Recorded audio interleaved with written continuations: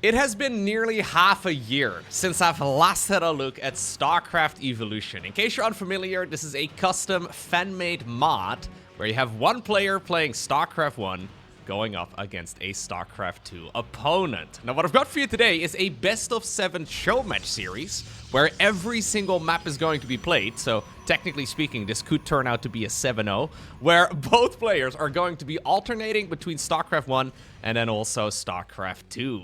This should be an absolute blast, because spawning right here in the bottom right-hand corner, we have one of the world's greatest Terran.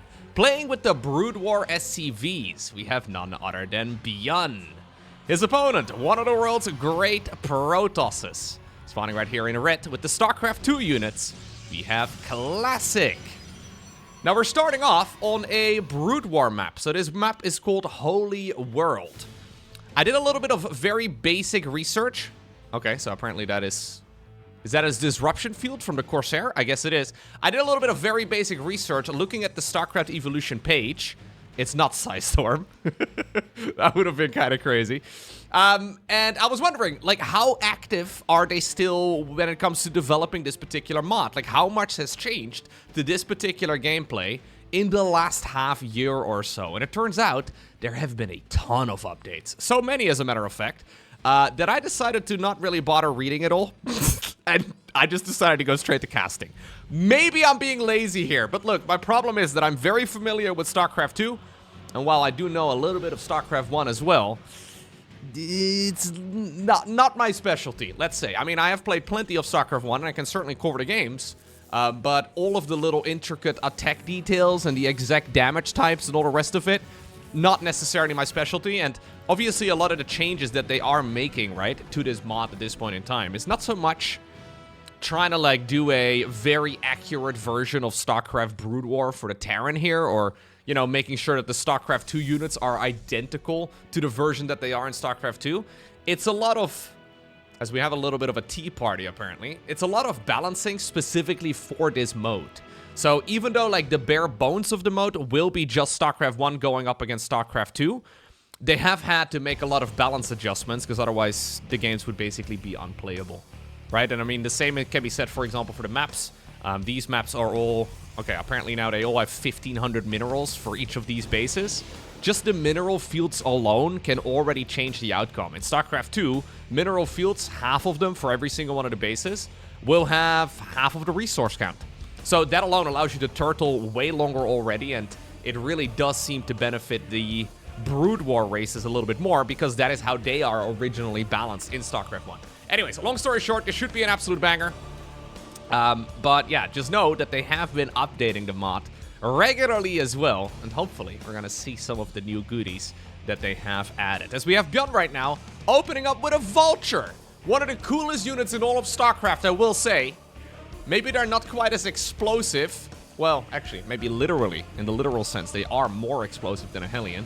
But yeah, there is certainly a little bit of potential there, as we now already have some damage being done by the South Korean Terran player. 4 probes, 5 probes even, as he does get yeah, one more kill right there at the very end. And apparently we're going to be getting, alright, a whole lot of upgrades already here. So I would imagine that is going to be the Vulture boost speed that is currently researching, and obviously you can get the Spider Mine upgrade as well, so you can start laying those bad boys down here too. It's a Stargate opener though here for Classic, who will be sending in this Oracle straight up. And at this point in time, there's 3 Marines and a Dream. There's really not a whole lot of anti-air available at this minute here for Terran, so ByuN might be in a world of trouble. I mean, yeah, I think the Marines themselves can just be killed, and this is of course a big downside of opening up with Vultures. I think loads of workers here are going to die. In the meantime though, the Vulture counterattack is going in. We do have a little bit of an attempted wall off, but it turns out that that Stalker is not quite wide enough, and now both players are going to end up losing a tremendous amount of economy. There is that third base as well in the corner. We have a second Oracle available. ByuN is, yeah, just looking for damage wherever he can find it, but sadly for him, there's no easy entrance here into the base.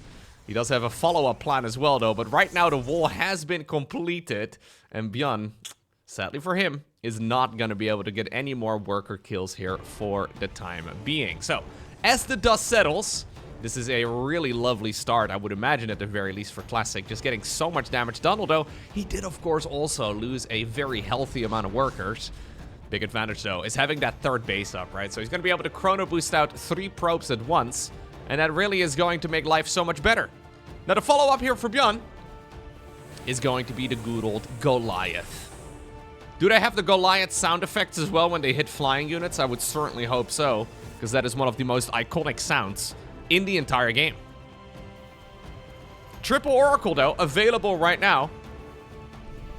Ooh, there we go. Oh, I love that sound. One of the Oracles does die. Ooh. A little bit of missed firing here by Classic. Maybe the hitbox is just ever so slightly different on that refinery. Alright. We have some spider mines, though, being set up right outside of the, well, I guess natural expansion here of the Protoss. We have some of the units attempting to go around the site. So this map is a little bit funky. We have seen it before in the past, where basically if you have an expansion over here, it's very easy to attack into, as we already see some spider mines here planted down behind a potential mineral line. But at this point in time, oh, careful, careful. Ooh.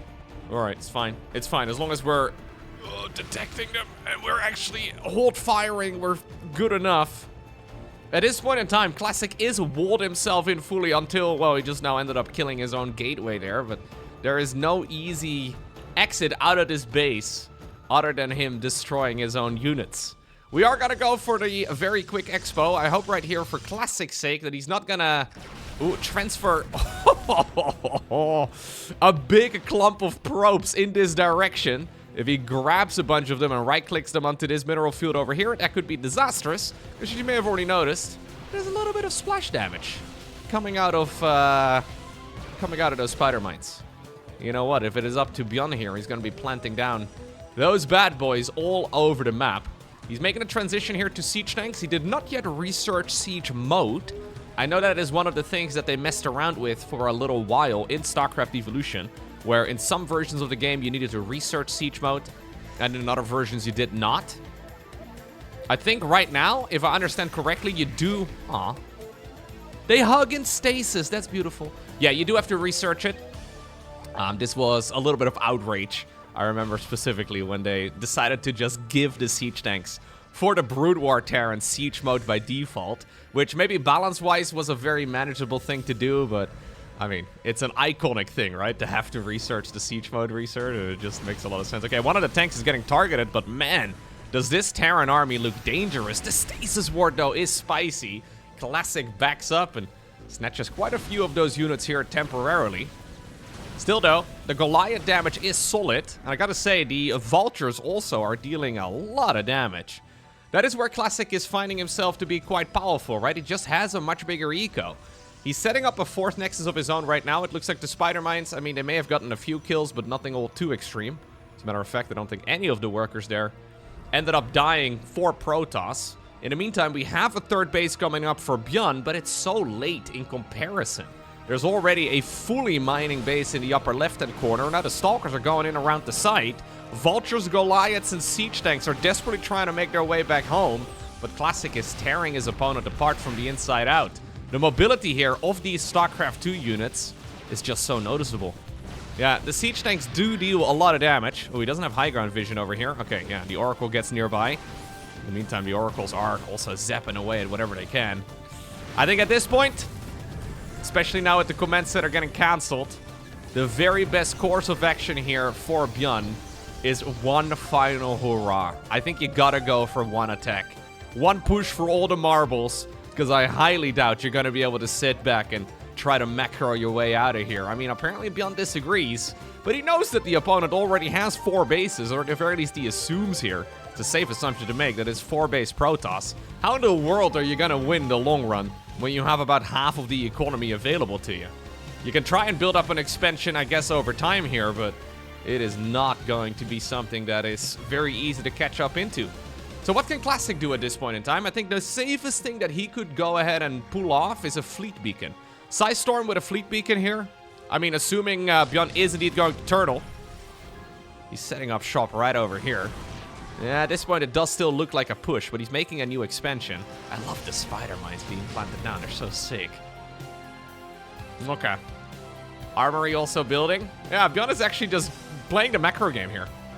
That's the goal. We're just gonna try and play the macro game from here, it seems. Maybe he knows something, though, because obviously, like I said, I haven't really been watching this game mode all too much. I don't think there have been that many tournaments organized, or at the very least, I haven't noticed all of them. Oh, he's setting up a bit of a surround here. Wait a second. Is this not just an absolute minefield? Classic decides to enter it regardless, and some of the High Templar are being targeted down. Keep in mind that the Vultures are very much so just a mineral dump, right? I mean, that's not really what ByuN is he doesn't really care about losing them so much. He very much so is trying to build up a siege tank army instead. The Vultures are nice to have, and the Spider Mines are powerful, but they're not really the main unit he wants to be maxing out with. More and more Zealots end up dying. You know what? I think it's about time, Classic, that we plant down that fleet beacon and build up the Skytles army. He really wants to push through, though. He has a lot of Immortals. That's nice, but he did just lose a ton of Zealots. In the meantime, the Vultures are once more setting up shop with some Spider Mines. Oy, oy, oy. Some Spider Mines right outside of the natural. Classic has taken a base over on the left side of the map, and it looks like, again, okay, well, the Archels are safe. They're levitating. Units that levitate in StarCraft 2, they will not trigger. Oh, the Spider Mines is... Apparently, ByuN has decided to just YOLO in there. This is where StarCraft 2 is a little bit different from StarCraft 1. Or actually, no. The earlier version of StarCraft Evolution, let me correct myself. The earlier version of StarCraft Evolution did not seem to have a hover state for units. So the way that Spider Mines work in both StarCraft 1 as well as now in StarCraft 2 and, well, StarCraft Evolution at least, is that units have a ground state, a flying state, or a hover state. In StarCraft 2, they've basically done away with hover states altogether. That's not really an interaction we ever see. But, for example, Stalkers, they have little legs, they walk on the ground, they can trigger Spider Mines. But units that levitate, like, for example, the Archon, like, for example, the Sentry, like, for example, the Probe, most importantly, yeah, they do apparently not trigger the Spider Mines anymore. And that also explains why I guess we didn't see a big explosion over here. I guess that Classic knew, but evidently ByuN also did not quite realize it. Alright, we have another Stargate here building. +1 arrow weapons here, researching for Classic, as we're going to be adding on more and more upgrades here for ByuN. So ByuN's game plan is to apparently just, yeah, turtle up and make an insane army. That's the goal. We have an Immortal drop here going in. Immortals, some of the very few units, I guess, that can still survive some of the siege tank hits. Not a lot of anti-air available, at least no flying anti-air available here for ByuN. He obviously has those Goliaths, but as long as they're not within range, it should be fine. Oh, careful, careful, careful, Classic. Classic, wake up! Classic, though, as he does lose that prism on the right side of the map, more than likely, he is pushing through at the front lines, and I don't mind this push here whatsoever. Not only is he just plowing through all these expensive Terran mech units, he's also able to now remax with something a little bit better here, potentially. Although, yeah, he decides to just remax with more of the same. I can't really blame him. It's going to be difficult for ByuN to play catch-up in this regard, although we do get the Mama ship morphing in with that brand new morphin animation on the Nexus. It looks pretty badass. A lot of structures, though, will end up dying here, and while ByuN, I mean, he's playing survival. That's nice and all, but I don't really see how this is ever going to result in a victory. Classic has got more army, he's got more upgrades, he's got more mining, he's got about 80% of the map, whereas ByuN is stuck in his opening quadrant. I mean, ByuN is gonna, I guess, be able to mine this for a little bit longer, because like we already covered, the mineral fields in this game mode are apparently a little bit more beefy than the StarCraft 2 equivalent, so 14 minutes in, there's still a bit of mining inside of the main base. I guess it also helps that there's no mules available for him. But this does not seem like a winnable strategy here for ByuN. Like, this seems like I'm gonna try and survive for 20 minutes strategy, rather than I'm gonna try and obtain the victory type of build. Anyways, obviously this is very much so unexplored territory at this level.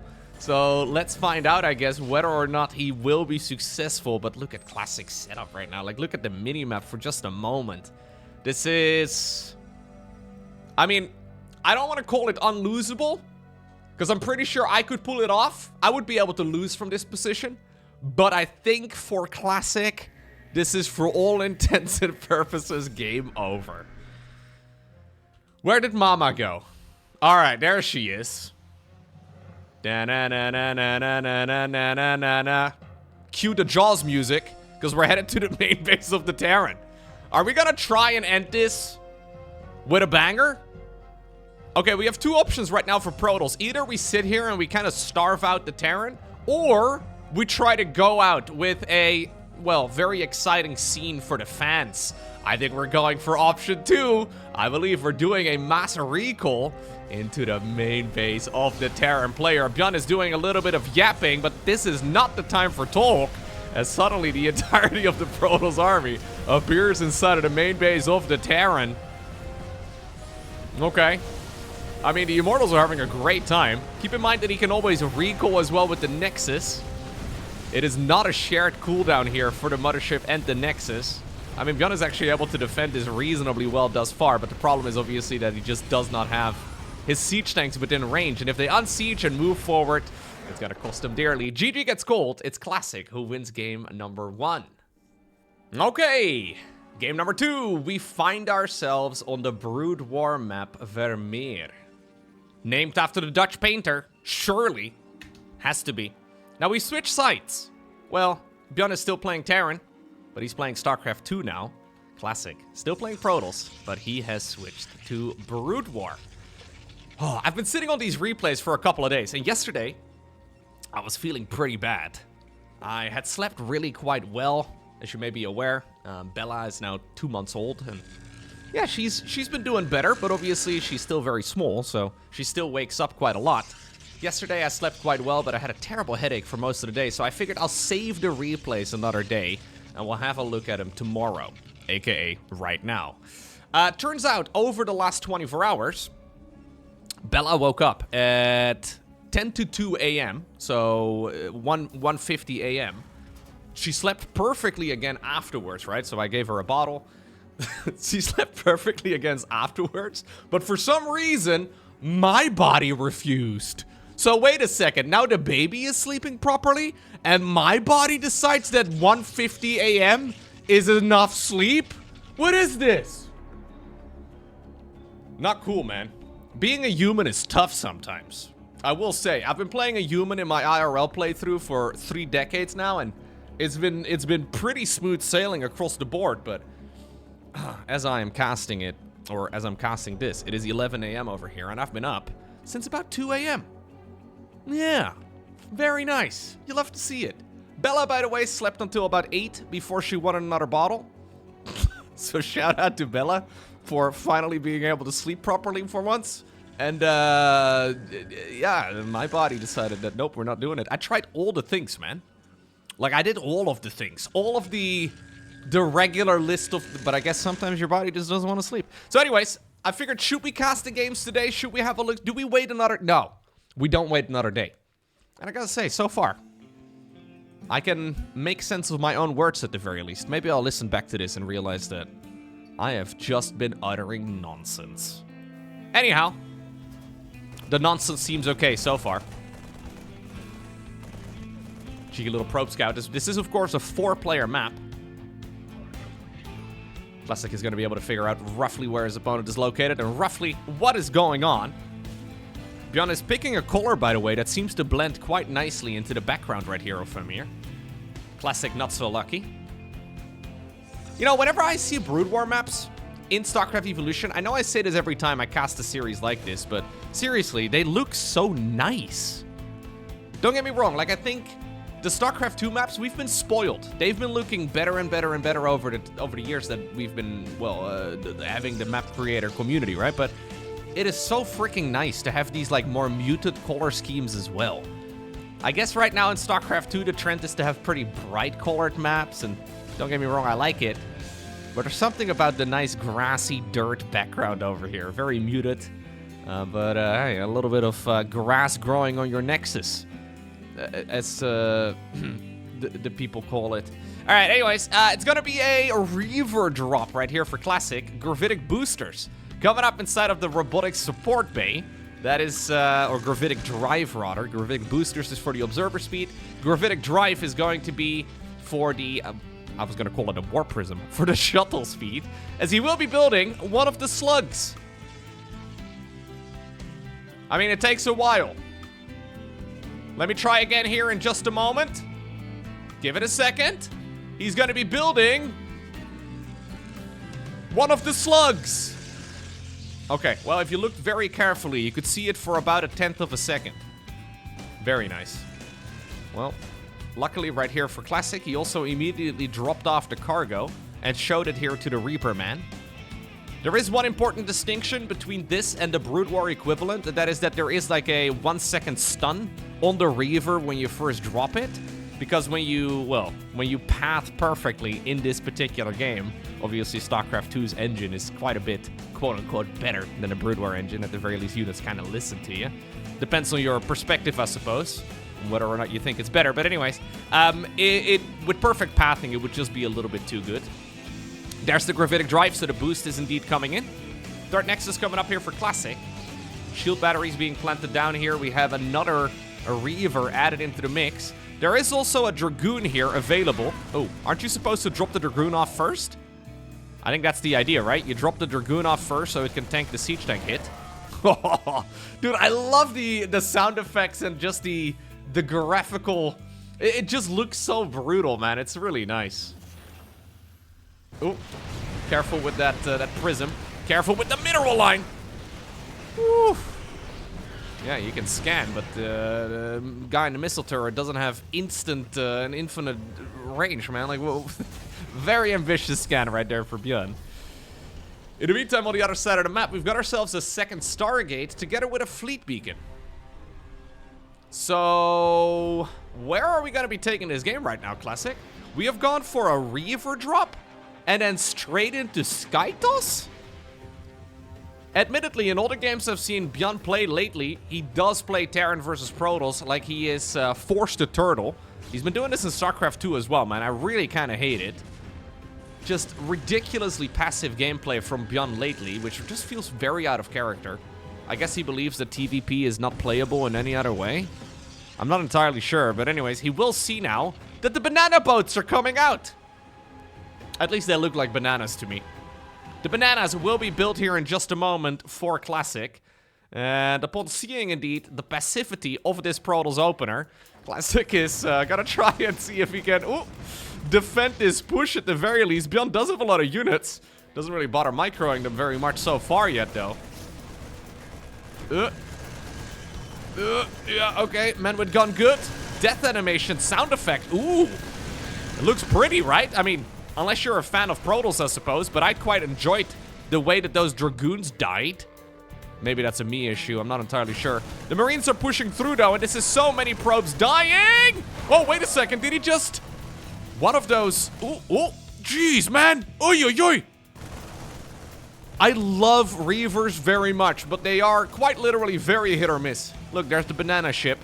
17 probes have died. More and more units, though, are going to fall before this is all over. Luckily, right here, ByuN scouted that something fishy was happening. Because otherwise, I think he would have sat back for a while, and by the time he would have recognized it was Skytos, it would have been a little too late already. Now, instead, he's finding himself with a very nice advantage. Yeah. And fancy death animations, fancy spell effects, and all the rest of it aside, it seems like so far, StarCraft 2 is reigning supreme. I like Reavers a lot, man. Oh, that's awkward. But I really do think the Reaver is just such a badass unit. Like, it's way cooler than Disruptors. I think we can all agree with that. Or maybe Nostalgia can agree with it. I don't know. I don't really care either. I don't mind Disruptors. But there's that little bit of randomness, you know? Like that little bit of a butt clencher moment with the Reaver in particular, where you never quite know whether or not it's gonna literally kill all the things or quite literally nothing.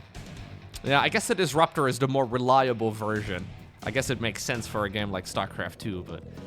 I mean, if you were to craft your own StarCraft game, right? Like, say you're... For some reason, they would be producing StarCraft 3 right now, which I honestly highly doubt, but that's a discussion for another time. But I think you would pretty much always put in a... if you were to look at, like, the full unit list for StarCraft 1 and StarCraft 2, I think most everybody would pick Reaver over Disruptor. Both just doesn't make a lot of sense. And I do think they're just way more interesting. Either way, more and more carriers are coming out. We should probably begin some of those Cybercore upgrades as well. Okay, yeah, thank you. Thank you, Classic, for making me look good. Appreciate that, man. He does indeed fire up the +1 arrow weapons. This is a new skin, by the way, for the Cybercore. The Robo support bay is still identical to the StarCraft 2 version. This one definitely has a more Brood War-y vibe. Trying to see if any of the other structures have changed since the last time I played. I remember one of my big requests about a half year ago is that whenever you click on the Academy for Terran, obviously there's no Academy in this particular game right now, but whenever you click on the Academy, it needed to make the screamy sound effect. And apparently initially the developers couldn't figure out how to do it. Man, ay. But they figured out since that it is indeed possible. So even when I'm looking at the replay, as I am right now, and I click on the Academy, hopefully we're going to get one here later on in the series, it is going to make the iconic scream. From what I understand, it required a couple of workarounds. But yeah, they have been updating the mod, which is pretty sweet.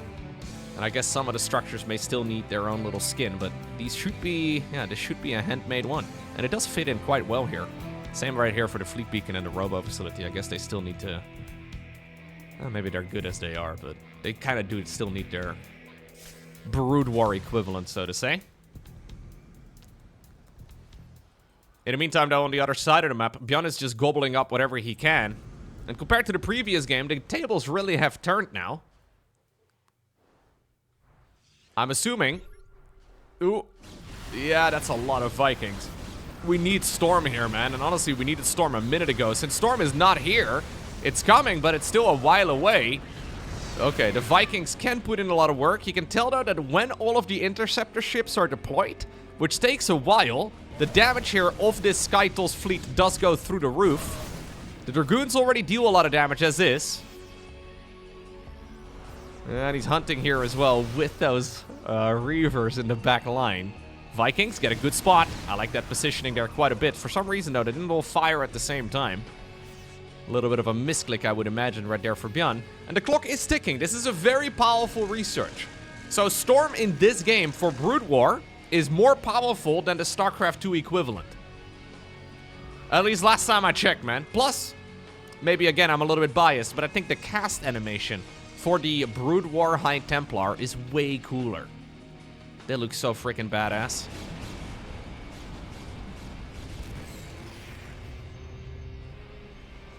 Another prism or shuttle will be coming up.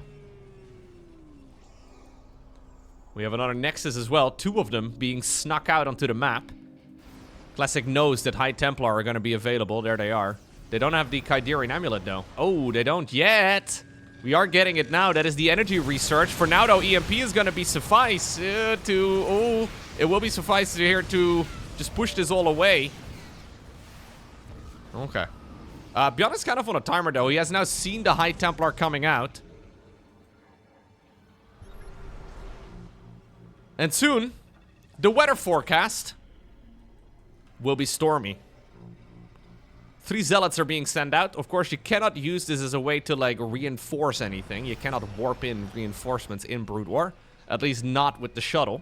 Nexus over on the left side did get killed, but there is a new Nexus as well building south of the one that just finished up. We have a planetary fortress. No, an orbital command coming up. Apparently, though, this shuttle is going to ignore it. We do have a little push over here in this direction. Any storms available just yet? Well, we do have it. Ooh, but apparently we're not going to use it. In the meantime, the Zealots, they do have their leg enhancements. But for now, they will just die. Ooh, carrier's on the prowl. Classic doesn't see him, though. He doesn't really want to be lost by himself. If he accidentally encounters those Vikings from earlier, he's going to be in a world of trouble. And Classic is doing a very lovely job microing his way out of this position. Not that long ago, ByuN was massively ahead, and I do still prefer the position for him quite a bit. Oh, there it is! I mean, it looks so sick. Do we have some over here as well at the front lines? I don't see any Templar. Well, I see Zealots. They're technically Templar, I suppose. There's a few of them trailing behind right now. Yeah, I still like this position from ByuN a bit better, but Classic has been trying his absolute best, wiggling his way out of the position. Ooh, the Disruptors, as well as the Storm, is going to be... Or the Disruptors, the Reavers, rather, together with Storm. They are going to be very scary. But ultimately, ByuN does snipe a ton of the expensive Protoss units. And he should be able to reinforce this quite nicely, moving forward as well. Oh no. ByuN starts up the Command Center addiction again. Somebody stop him. Somebody stop the man. We've seen this go wrong many times before over the last few months. Careful, ByuN. And with the last few months, I mean the last year or so.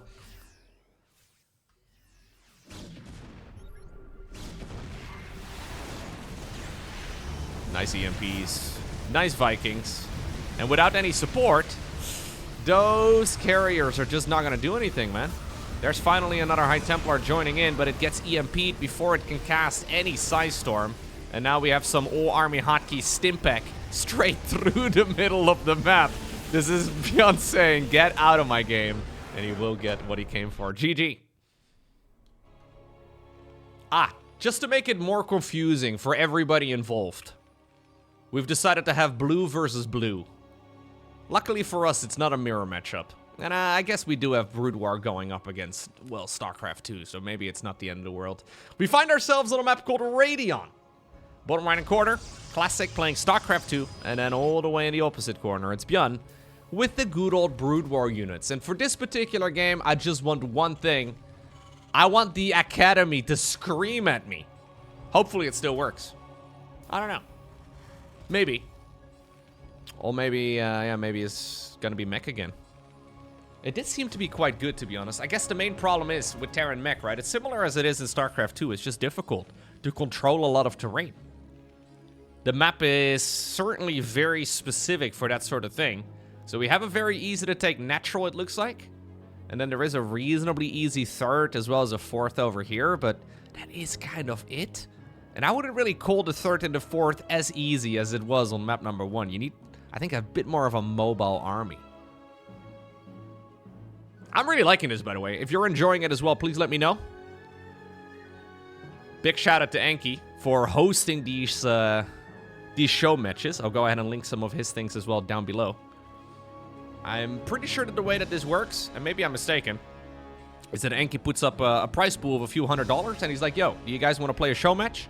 And then the pro gamers agree. So I would imagine that there's not a ton of practice or a ton of thought for the players going into this particular match. But it's really nice to just keep the StarCraft Evolution ball rolling, right? Because this is one of those game modes that really is very cool and very interesting. And remarkably well-balanced as well these days, which is awesome. I really like that. All right, anyways, Command Center now indeed will go up after the Rex. Factory as well on the back of this. And what are you going to build, little SCV? Another factory. Okay, then. No academy for us today. We'll just have to imagine the scream. Although maybe I can find it on YouTube. YouTube Terran Academy. Here it is. Wait, no. My YouTube was muted. Here it is.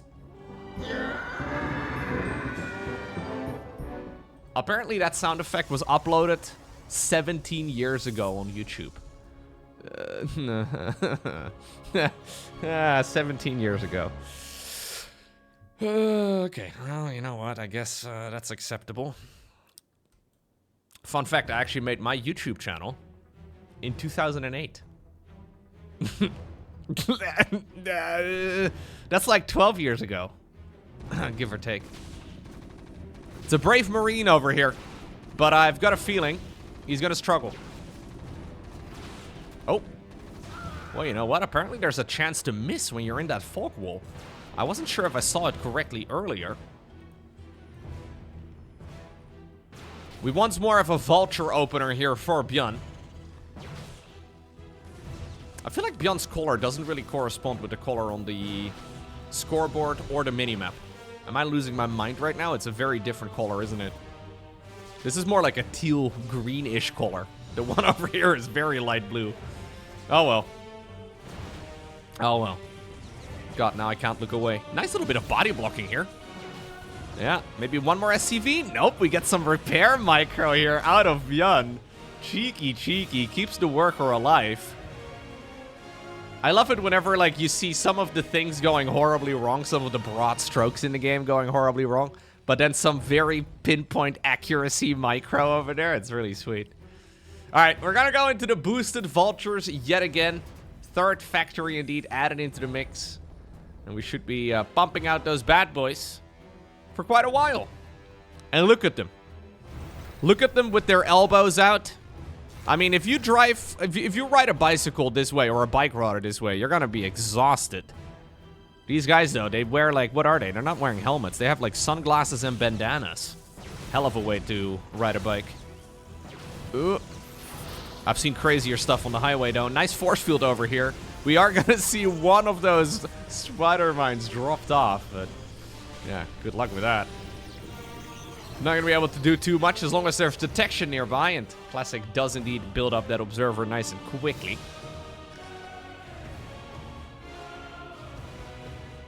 Yeah, StarCraft 1 came out in... So StarCraft Brood War came out in 1998, right? No, I think StarCraft 1 released in 1998, and Brood War maybe the year after that? So basically what it comes down to is that StarCraft 1 is nearly 3 decades old. Ah. How does that make you feel? March 31st, 1998.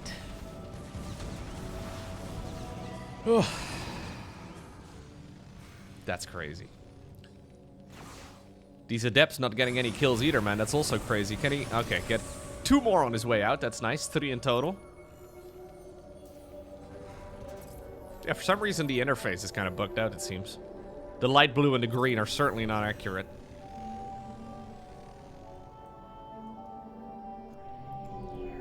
So the original StarCraft 1 came out March 31st, 1998, and then Brood War released December 1998? Isn't it crazy how you could make an expansion pack in half a year time in, the late 90s? This is a nice little surround over here, though, yet again for ByuN. Grabs a bunch of those spider mines as well. Man, I really like him putting down the spider mines, even though I'm not sure if it's the right call. I guess it's covering his retreat path as well, but if he wanted to maximize the damage on those stalkers, I think he should have kept hitting and running. Now he's in a little bit of trouble, though, because the siege tanks... Ooh, we're once more trying to shoot through the fog wall. We have a Wraith right now as well. No longer awaiting orders. Oh, no, it's gonna get sniped immediately. Okay, nice little bit of micro here by Classic, who's actually just going straight on the offense. Nice little bit of pickup control here. I mean, obviously, that is a unit that Classic will micro any day of the week. And he probably has literally microed it every day of the last, couple hundred weeks. Hard to play a day of StarCraft without a Warp Prism. But that was sexy. We've got a 3rd command center as well now coming up. Classic doesn't know about it, otherwise I think those Stalkers would be beating away at it already.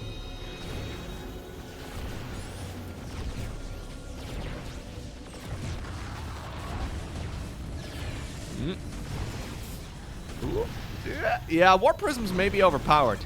Until, you know, ultimately Protoss miscontrols it, I suppose, but... Okay, this could be ByuN's saving grace. The fact that he has a base over here is kind of ridiculous. Classic may accidentally stumble upon it, though. Yeah, he sees it now. That's a really big tell. He's got 4 Stalkers now inside of the plane. No more Immortal. We have a couple Goliaths joining in, too. But I think this base is still in a world of trouble because these units have to go so freaking far around the corner just to make their way to the 3rd. In the meantime, Classic is already mining a 3rd base on the other side of the map. He even made a little bit of a wall off over here. Some spider mines are being set up. Some of the SCVs will survive because of it, and maybe the command center can live too. Now we have the Archons, though, joining in the fray at the same time with another Immortal. This is messy, it is very bloody, but I think it's good enough for Classic. As long as he keeps the Prism alive and he can reinforce just like this, it's going to be really difficult for ByuN to stay on top of everything. Spider Mines will be running out at this point, and GG indeed gets gold. Classic gets a much quicker win here in game number 3. Alrighty, that takes us to Sylvid. Is this a 3-player map? I think it is a 3-player map. Yeah, pretty sweet. All the StarCraft 1 maps are also really interesting. Even though StarCraft 2 maps right now are far more creative than they have been, like say 5 years ago, the maps have been getting progressively more strange over time, with maps like, for example, Celestial Enclave. Sorry. Those types of maps, though, definitely are very different than what we have had for the majority of StarCraft 2's history, but the Brood War maps, I think we could learn a thing or two. They are very interesting, and some of them would never really work in StarCraft 2, I guess, but this already, right, is a very normal way to expand in StarCraft 1, where you have this gigantic main base, and then a tiny little opening over here at the bottom, and then it leads to a tucked away natural. Like, that's kind of weird. In StarCraft 2, every single main base has a ramp that leads down to the natural. That's how it goes. Now, I don't think maps necessarily are better if they are more creative, but I do think it's nice sometimes to look at some of the alternative map designs that are out there. Because it does make you wonder, like, how would this work in a StarCraft 2 situation? Maybe it would work out horribly. Probably. But I do kind of miss it sometimes. It is really fun. Alright, let's see. Very quick double gas opener here for Classic, who is, of course, playing with the good old Brood War units. He's got himself that Nexus already building. Man, I missed this game mode. It was fun. It's good. Yeah. I wonder if ByuN is going to change anything up here this time around. Yeah, I honestly... Maybe this is going to sound kind of rude, but I've been very uninspired by ByuN's Terran versus Protoss lately. I think his Terran versus Zerg in StarCraft 2 is a lot of fun. His TVT can be really good as well, but his TVP, it just seems kind of eh. Seems like actually in general right now in StarCraft 2, as we have the ranged upgrade for Dragoons coming out, Terrans are becoming quite vocal again about Terran versus Protoss being pretty much unplayable in the early and mid game. Apparently late game is okay, but surviving up to that point they don't really like. And we've even now gotten to the point where, as you may be aware, right, in tournaments, Clem is playing Protoss versus Terran whenever he goes up against a Terran opponent. He's been doing that for several years. But Clem has now also begun playing Protoss versus Protoss again. So he has... he's been... Unless he goes up against the Zerg, he seems to be playing more Protoss right now than he plays Terran in events. I don't know if this is just a silent cry for help or whatever. I don't know, it's kind of hard to say, but... yeah, it is something that is occurring once more, and there seems to be this idea at the very least that, yeah, TVP is just not nearly as flexible for... well, Protoss, or sorry, for Terran against Protoss, that it is the other way around. So anyways, maybe that is something that needs to be looked at. What I'm trying to say, though, is that that is maybe the reason why we've been seeing ByuN play, yeah, just some uninspired TVP lately. It's very passive, it's very laid back.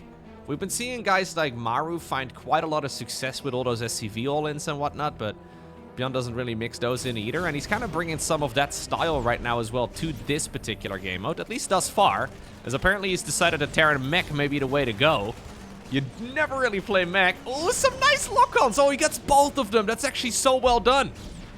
Is he going to be able to get the final hit as well on that one up north? I don't think so, no. He got a little overly greedy. The Marine, though, will finish the job here. Sweet little bit of micro from both players. Okay, you know what? Right now, though, with Classic surviving and those Dragoons still available, life's troubling here for ByuN. He's going to be able to get his Banshee out here momentarily, and he's getting the Hyperflight Rotors upgrade first. Okay, gets another kill right over there on that Dragoon. Banshee is now out. And I think it may be time, to, yeah, bring this party back home. I guess if we have the shuttle out, we may as well give it a shot, though. We are making a transition here from this Dragoon opener into a nice little push with Reavers. Getting the Dragoons, though. Ooh, shut down. Oh, he misses one shot. The Cyclone there just barely ran out. Still going to be dangerous, though, if that shuttle ever decides to recommit and bring the very precious cargo into the mix as well. Luckily, right there for ByuN, he manages to defend it. That's a big deal. More Dragoons joining in the fray. Yeah, I like this already a little bit better, though, for ByuN. Just across the board. It is nice to see. We have some of these Zercocoons, by the way. Completing the wall off, I suppose. Some of the units can pass through it, like those STVs just now, but...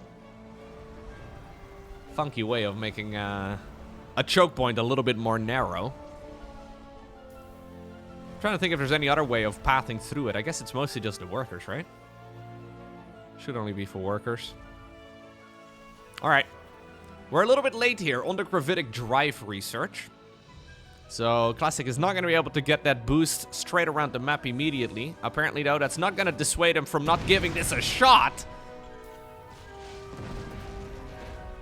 Man, I love these units.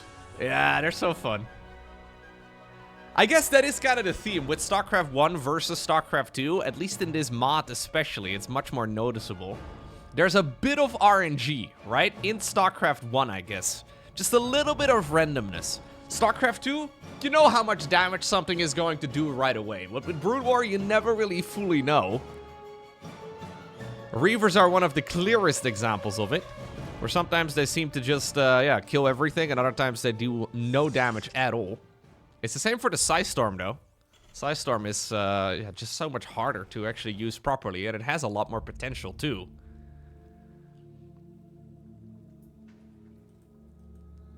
So we now have the Banshees, though, going in here for ByuN. Yeah, this is... okay. We even built a scout! Well, well, well. In the meantime... ooh, another big explosion.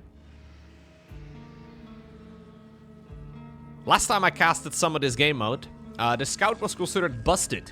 Which is kind of ironic, because in Brood War, the scout is considered to be one of the absolute worst units for its cost. It's basically a unit that is best, forgotten about. But I think they must have rebalanced it now, because last time around it was actually kind of broken, which is kind of ironic. Yeah, whenever I see any StarCraft 1, I'm always just impressed with how... the game is so well defined, I guess. Like, everything makes a lot of sense. Units don't have 17 different spells. I'm looking at you, Infestor and Viper. Everything just kind of seems to logically, at least, make sense.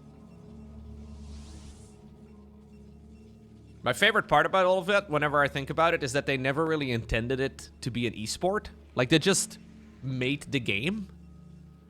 Right? And then people started playing competitive matches in it, and then tournaments got hosted, and it's a very logical step. And obviously, they have since tried to balance around that sort of thing, but it's kind of incredible to me how the design of these units wasn't necessarily made for it to be an esport. It was just all very well defined, and it just sort of worked out that way. It's so sick. I really like it. It's honestly... like, even nearly 30 years after the release, I think this is still easily one of the best RTS games to be inspired by. Okay, let's see. Double Reaver drop. That one looked like it was going to be way worse. So you know what? I think the Prism is, or the Shuttle rather, is going to die. If it's up to these Reavers, though, they will still take a good bit of damage before they ultimately indeed do fall themselves. Finally, the Macfield Accelerator research finishes here for ByuN. But Classic is already on the hunt again. We have a bunch of those Banshees going around trying their absolute best, but obviously they have only air to ground, and that means as long as that shuttle is, or that scout rather, is nearby, they're going to be able to put in quite a bit of work. So many Dragoons available right now. Oh, High Templar.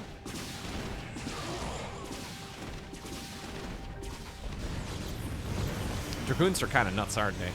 Very powerful.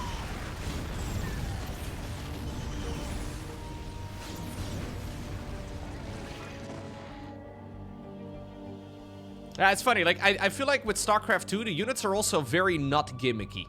But if you look at, like, newer RTS games, it always feels to me that every unit has some sort of special move, or they have, I don't know, their roles don't seem to be nearly as defined. Whereas with Brood War, the units make a lot of sense. Like, they get, like, one upgrade each. The Zealots get legs that make them run a little quicker, right? The Dragoons get a little bit more range and all the rest of it. It just, I don't know. There's something about the simplicity that I think makes it all... Because this is still a ridiculously popular game. Like in StarCraft 1 in Korea especially, it's still more popular than StarCraft 2 is. And while maybe it's not really able to go toe-to-toe with something like League of Legends or Dota or whatever, yeah, I feel like the simplicity has to be one of the reasons why the game still has such an appeal in 2026. Now, ironically, those MOBAs that I just mentioned, they have very little simplicity, and unless you actively play the game, nothing makes sense. Like, I just see flashy effects when I see a game of Dota. That's all I've really got going for me. Anyways, Shuttle goes back into the base again. And classic! Oh, ah! How in the world did that only kill that many? Okay. Alright. I could have sworn the entire mineral line was gonna die there. Oh, wow, he's smelling blood. He's getting greedy now.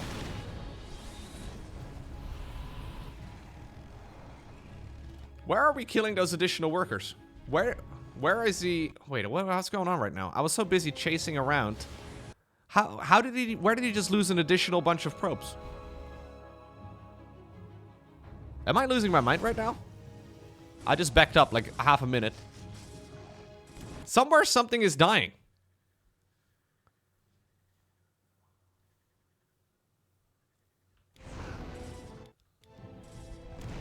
Four? 5? Hello? Am I blind? Is there a cloaked Dark Templar that doesn't show up on my screen?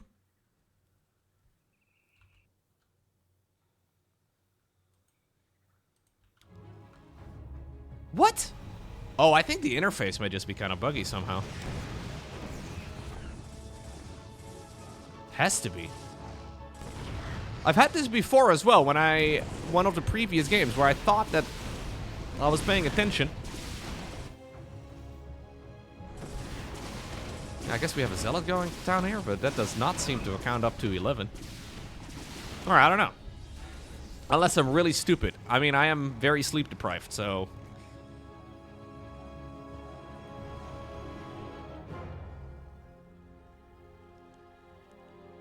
I don't know. Weird. I guess the second shot ended up getting more there in the end still, but okay. Anyhow. I feel like the counter at the very least seemed to come in at a bit of a weird timer. Ooh, anti-armor missile. Mostly dodge right there, but what about the second one? Not gonna be so lucky, and this is of course where those Terran units are dangerous. Yeah. Not something you have to worry about so much in StarCraft 1. A couple of auto turrets get planted down, and suddenly, you know what? He may have just lost all of the economy here, but he may just... Sure. He may just have lost a lot of economy there, but he did end up getting a very nice engagement. A recall here in the direction of the Arbiter. He's got to continue the aggression.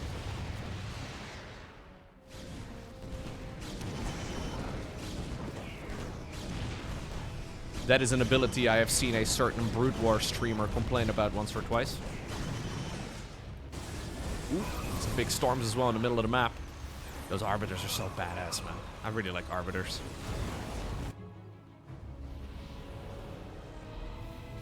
I've always thought it weird that, like, StarCraft 2 has, like, one hero unit. Ooh, big stasis. You have a hero unit for Protoss, but then not for Zerg or for Terran? Like, why does... I don't know. Arbiters would make a lot more sense in StarCraft 2, I think. Obviously, though, this version of the Arbiter would be pretty broken, I think, in StarCraft 2. The stasis there is insane. The mass recall all over the place is really sick.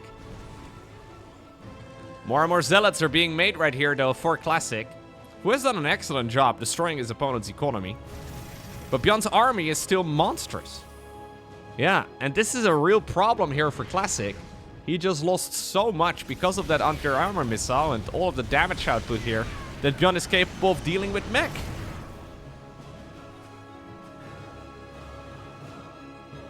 So ByuN may have lost 50-odd workers, but does he just not have an army that is unbeatable?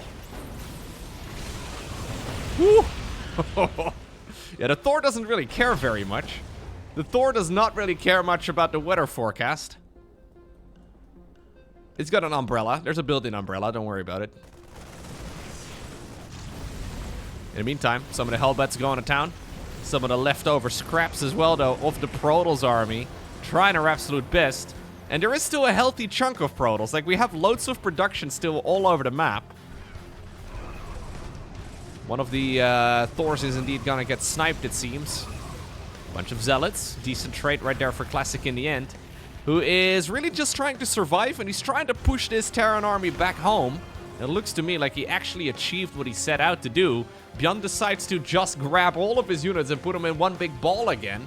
But this is now giving Classic enough time to quickly remax. He does not care, though. We get another big recall straight into the Terran's main base. Much as like what he did in game number 1 with a Mama ship. He's now doing the same thing as well with the Brood War Protoss. You love to see it. The 90s going up against the 20s. The 2020s. I don't even know how you say that. So much damage has been done here. 95 SCVs. Assuming the counter is correct. I think it is. Maybe. I don't know. Hard to say. We have more and more Dragoons, though, breaking in the front lines as well. Mass repair onto the Thors available. And again, Classic has gobbled up the majority of the map.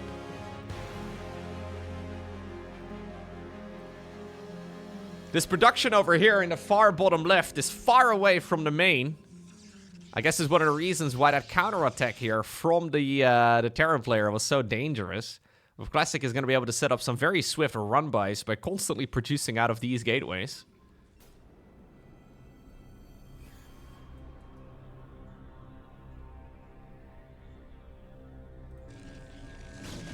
Finally, ByuN is going to find out about those expansions. He's not going to be all too happy.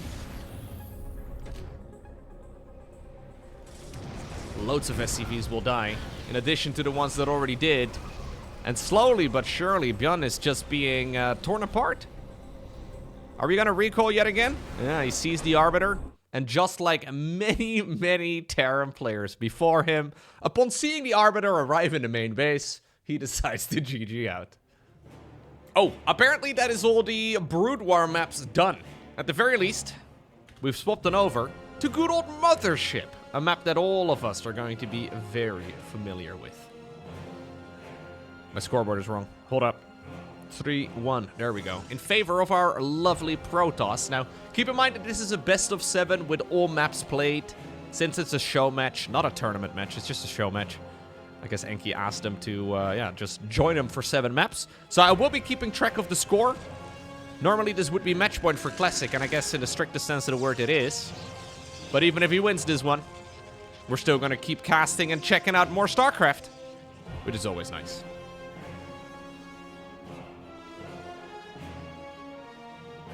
I can feel myself getting tired now. Ah, it's noon! Oh, I'm so screwed. It feels like I'm jet lagged in my own home. It's a very weird situation.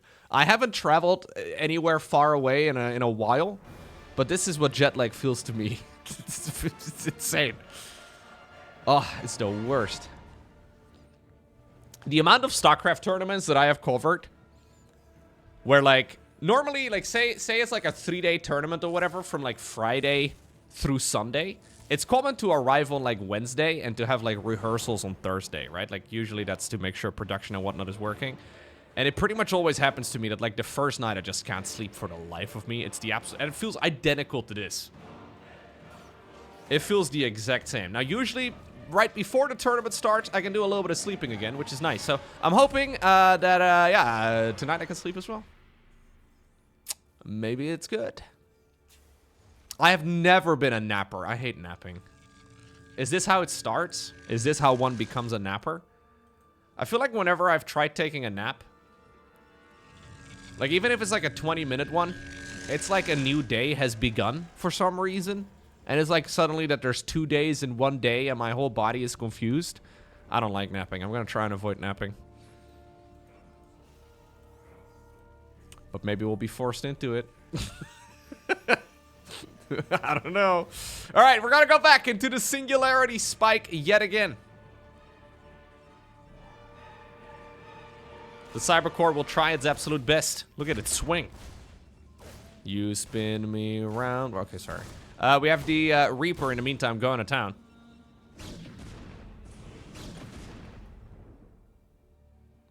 Yeah, maybe napping is like a IRL specialization that you spec into when you're in your 30s. I know some people spec into it at a much younger age. I've never been, Nah. Nah.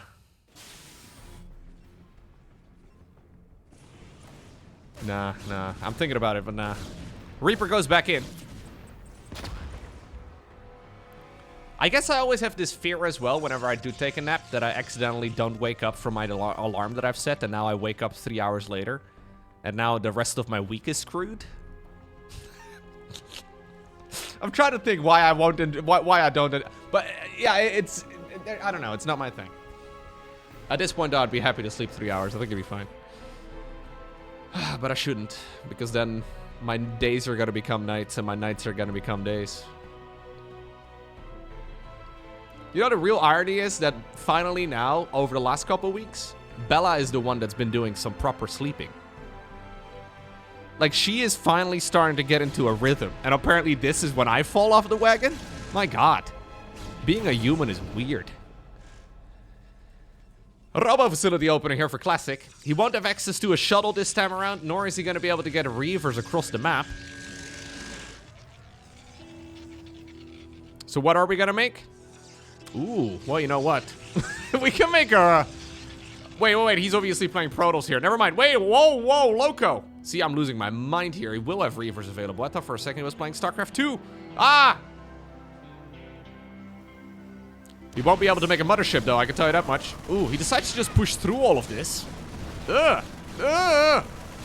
Well, you killed the siege tank. Whoop-de-doo. Congratulations, man. You did it. Wait a second. Classic, you're... I think that's ByuN that's supposed to be posting the question mark.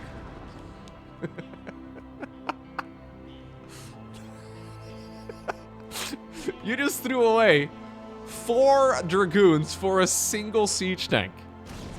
It's an ambitious play, I will say. Maybe, though, you can force the opponent to overextend.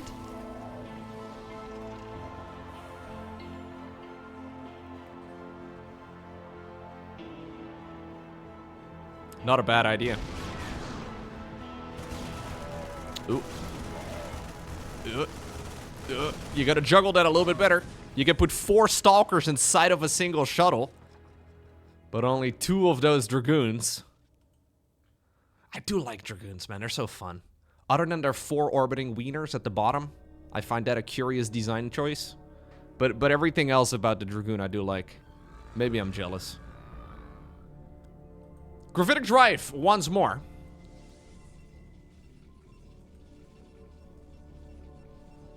And we're also going to be adding on the good old Reaver upgrades. Eventually. This on the production tab right here, I believe, is just a Reaver actually building its own little... Yeah, that's inside of this shuttle here. It's building its own little thing.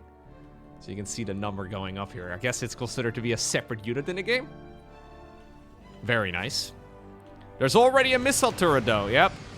It's becoming a little bit predictable now, Classic. Still, though, this has been a very common build in StarCraft 1 for a long time. So even if it is predictable, it'll still have a lot of potential. Observatory, Citadel Vadun. We're getting all the ghoul stuff going here. Yep, time for us to keep making more and more of those higher tier units here as the Protoss. ByuN taking the exact opposite approach, going into a very, well, low-tier composition instead. I love the pre-spread here. No, okay. I loved the pre-spread. Here go the Dragoons yet again, though. That's about a dozen Dragoons, aka about 4 dozen Wieners. Because that's how we count them. That's how I usually deduce how many Dragoons there are on the screen. I count the orbiting Wieners first and then divide by 4.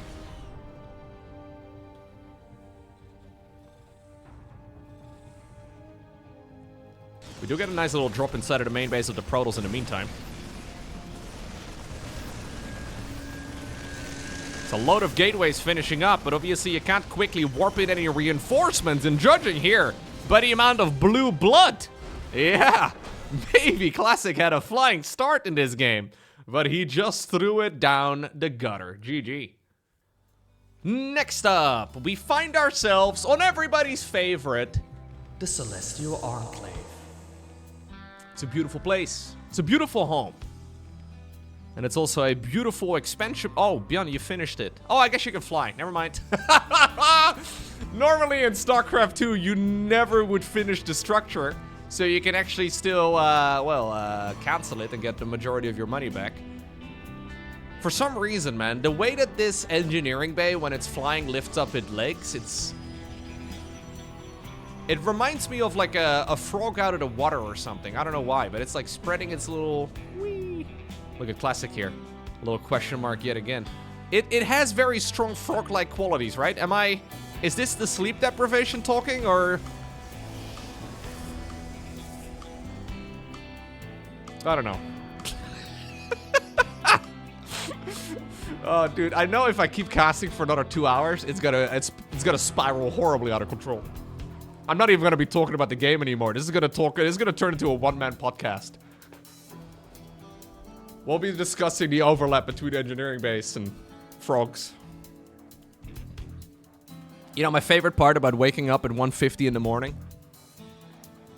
The cats. They were confused for just a little bit, but they were very quick to accept that it was time for breakfast. They were like, yo, what are you doing? Human, are you in... Okay, breakfast time. They were more flexible than me. We've had one breakfast, yes. What about second breakfast? I guess it wasn't really breakfast for them. It was more like a midnight snack. Always nice. My favorite part, though, about the cats is that we actually have food for them available 24/7. So they, like, you know, they free feed. But for some reason, they still make 100% sure that I refill it. Even though there was food in it already. And they could have been eating breakfast at any time. I don't understand cats sometimes. They're very routine-driven. Anyways. Looks like one of the vultures is going to die, but so does one of the adepts. We have a Stargate opener here for Mr. Protoss once more. The flying frog... the flying frog is indeed... That's a tongue twister. Is indeed going to scout it immediately. The frying flog. Sounds like a French dish. Who knows? Oracle will try and get in, but we already have multiple men in the missile turrets. Now, keep in mind, in Brood War, the men in the missile turrets, they orbit real quick. Like, if you're a man in a missile turret in StarCraft 1, my god. They better give you some anti-nausea drugs or something, because this is...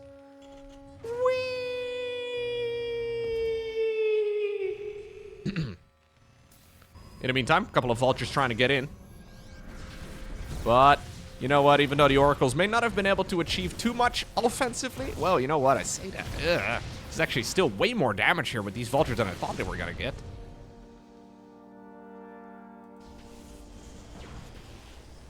Oh my god, I can't believe the flying engineering bay is cracking me up. That's so... why does it look so funny?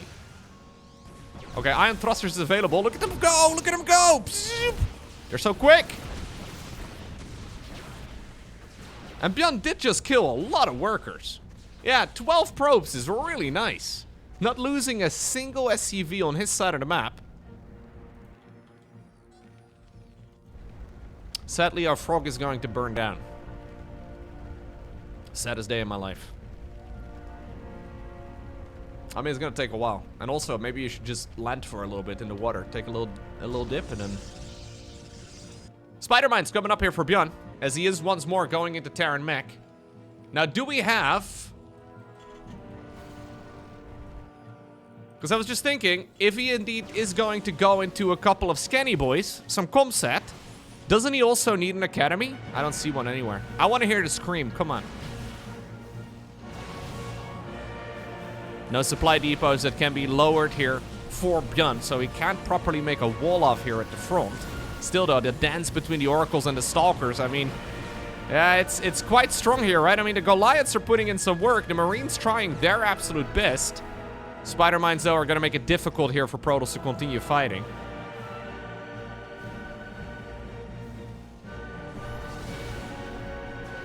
In the meantime, Classic fires up a 4th base. ByuN does have a 3rd command center, but he's really just trying to stay alive here. Classic is just playing, yeah, for a little bit of aggression. He wants to maximize the damage, of course, but even though he did lose quite a few workers this game. With this many Nexi, he's going to be able to rebuild any lost SCVs or probes, rather, very rapidly.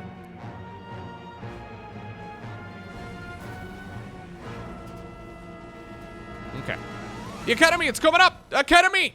The Academy! I'm hoping they still have it in the game. Let me bump up the sound effect real quick. Here we go.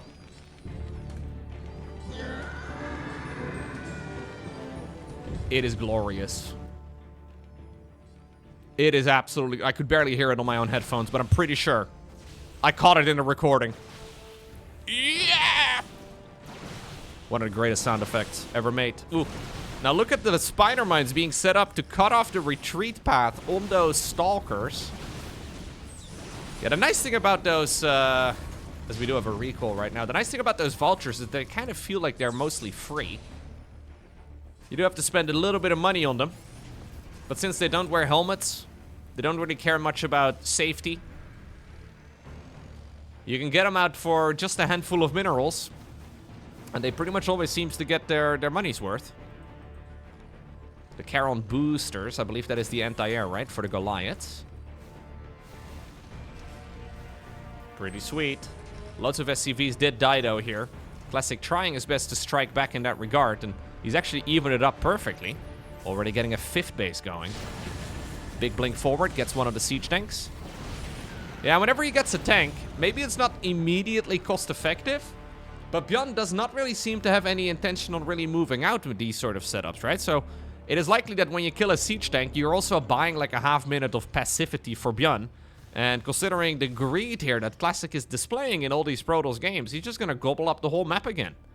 If ByuN decides to sit here and just get 4 bases going and then eventually try to push out, he's going to go up against the Protoss that has taken like 80% of the map. And that is a bit of a theme, not just in... Not that it's the Terran versus Protoss in StarCraft Evolution, but we've been seeing the same thing as well from ByuN in his regular TVP in StarCraft 2, which is... It's not my favorite, man. These guys are so quick, though.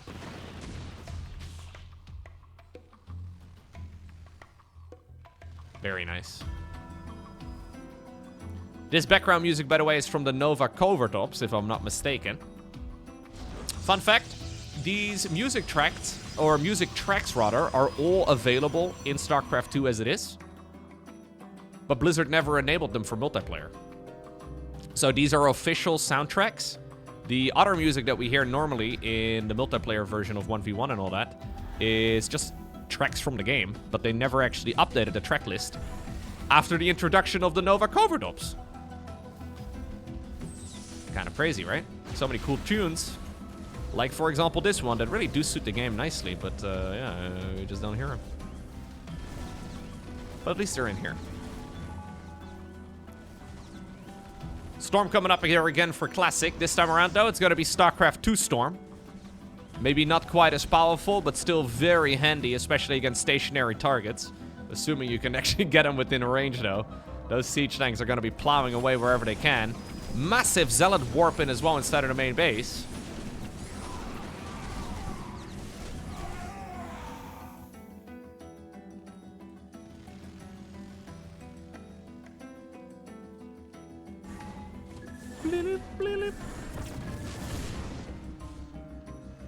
Yep, so ByuN's strategy is to effectively build up a death ball and then try to win based off of that.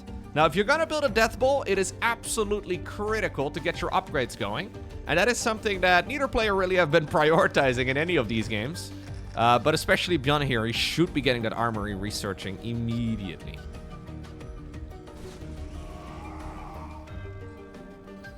If he's not careful, we will see the Mama ship yet again.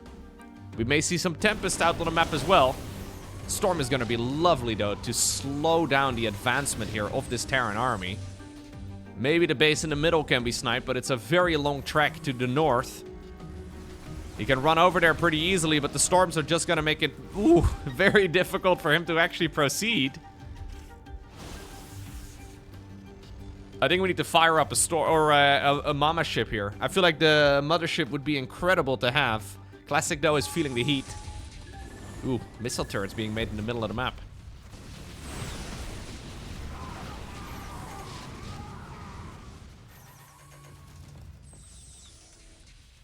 Yep, there we go. There's Mama. No Vikings available or anything like that right here for ByuN. So, what is going to be the most reliable counter here against the mothership? I would imagine it's going to be the Goliaths, but the Goliaths, how many do we even have? 4. Ooh, the siege tanks, though. Oh, they're going to plow through everything. My God.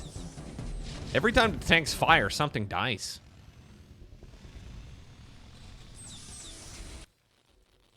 Zealots have been left behind. Some Zealots are going to be dropped off as well at that base over here. In the meantime, the mothership is coming. ByuN is trying to create a chokehold, though, on this 12 o'clock position. Ooh, no, Classic, you cannot commit. This Terran army is looking so freaking powerful, man. I wonder if ByuN has enough to just shove forward. It all comes down to Mama. Mama takes a long time. In the meantime, though, we do have Classic doing a phenomenal job tearing apart the Terran army, or the Terran economy, rather, from the inside out. But this main force here of ByuN is looking nigh unstoppable. I wouldn't mind maybe seeing a Tempest or 2 fired up. I think that would be very useful as well. Zealots, though, are going to town, and a couple of the factories are now starting to burn. No, ByuN is going home. ByuN, we can't go home right now. Oy, he's leaving the siege tanks behind completely unprotected. Should we not commit with the Mama ship by herself? The mothership actually is a very formidable anti-air unit. I guess he doesn't know how many Goliaths there are. He doesn't have the perfect vision. Wow. Yeah, ByuN realizes he's just not really going to be able to stop this properly. It's one of those weird setups, right, where you have kind of done a really good job pushing up north, but then your opponent doesn't come out and play. You're like, hey, buddy, can you just maybe walk into my line of siege tanks? Thank you very much. And Classic doesn't. Classic goes for a counterattack instead.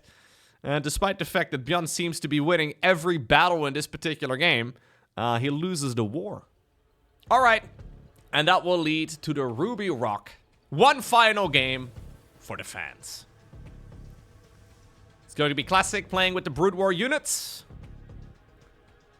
And ByuN playing with the StarCraft 2 troops. Again, this is a all maps played format. It's a little bit weird to cast the best of 7 with Classic having a 4 on the scoreboard. But I think it's actually kind of nice. Although, I don't know if the players really agree with it, you know? Like, the players may think, yo, this is kind of pointless. Like, technically speaking, nothing is stopping Classic from just throwing the towel in the ring. Right? I mean, it'd be a real jerk move. Maybe it'd be a great way to not get invited to a future show match again, but technically speaking, it could, yeah, go AFK. I guess if you really don't want to play it here, and you are in Classic shoes, you just do something really silly. Just build everything on the other side of the map and, you know, get it over with in a couple minutes' time. I think it'd be very fair. Likewise here for ByuN. Yeah, and obviously that's the reason, right? Like, why would you bother? One attack for all the marbles, I guess, would be... And maybe you can get the dumbest games in a situation like this. When nothing even matters. Although I will say, winning 5-2 does feel a lot better than winning 4-3, I'm sure. So if you can get the job done, that would be sweet.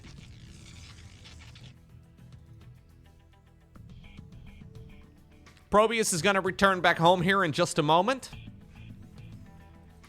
As we have ByuN just committing here to a good old factory follow-up. He did go for the quick double gas.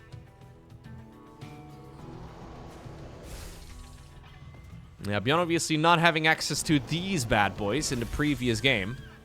Extremely problematic. We're so used to the way that StarCraft 2 economy functions that it's sometimes quite difficult to actually imagine what the Terran economy is like when you do not have mules. And I guess that previous game was a pretty good example of exactly that. No mules means that every single SCV you lose is just that much more painful. It's almost as if you're playing Protoss or Zerg. Huh? Well, you actually have to worry about losing your worker units? Ugh. You know what? This is also a problem right here. For ByuN. Ooh. It's a slippery Dragoon, man.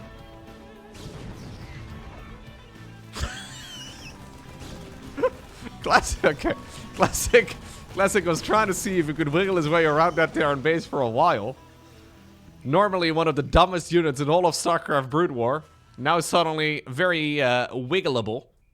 That's a word, right? If it isn't, it should be. Wiggleable. Yeah, we're gonna just play Terran Mech. ByuN is loving Terran Mech, evidently, against Protoss.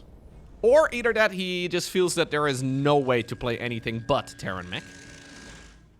Gravitic Drive coming up yet again here in the Robo Support Bay.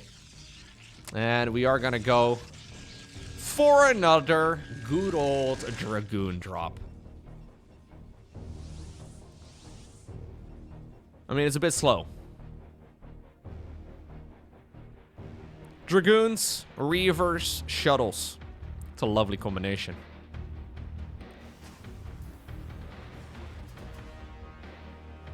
I don't know if I'll ever get tired, though, of looking at Reaver drops. They are very fun. There's a lot of different flavors already that Classic has shown us in this particular series, too. He's been rushing it out, sure, but this is a much more delayed version of it. Also means, though, that there's technically a little bit more potential. We do have a medevac drop moving out. That means that there's no anti-air available, actually, in the main base, other than one Cyclone right now. Hello, guys. How y'all doing? Yeah, and this is painful here. There's not enough units available right now for ByuN to actually defend this at home. Prism, or sorry, the medevac has come back home. That's nice and all. But I wonder, is there... Ooh, that was perfect. Oh, GG. I was gonna say, I wonder if 2 Cyclones is even enough to even clean this up. If they're in position before the shuttle arrives, sure, you can very easily push that unit away. But that was some really stellar control there by Classic in the end, who shoves his opponent off the map in just a few minutes' time. GG.